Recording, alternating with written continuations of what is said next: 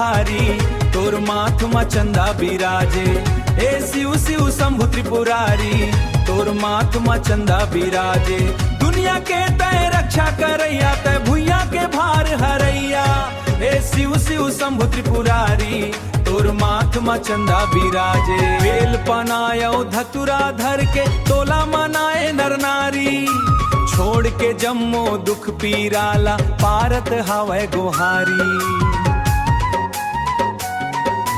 नंदिया बैला के संग बैठे देखथस तय संसार ला। दया करैया भोले बाबा भर दे सुख भंडार ला। तय राम रमैया जपैया तय जग के दुख हरैया। हे शंकर डमरूधारी तोर माथ मा चंदा बिराजे।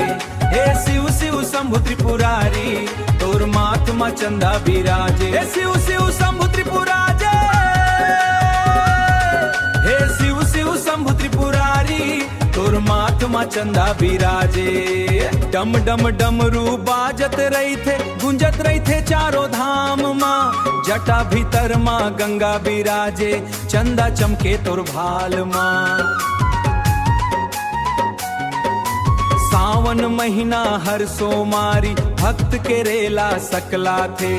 तोर कृपा के झलक पाके भाग सबों के जागा थे। तह भागला सबके जगैया तय बिगड़ीला सबके बनैया। कांवर माँ गंगा जल धर के आथेगा तोर दरबार माँ। सावन महीना गुंजत रही थे दुनिया तोर जयकार माँ। जन्म जन्म के पाप मिटा दे अतरी तो सन के पुकार है।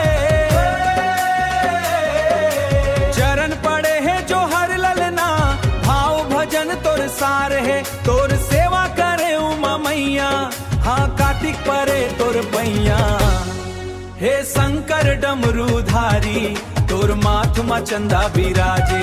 हे शिव शिव शंभु त्रिपुरारी तोर माथ मा चंदा बिराजे। हे शिव शिव शंभु त्रिपुराजे।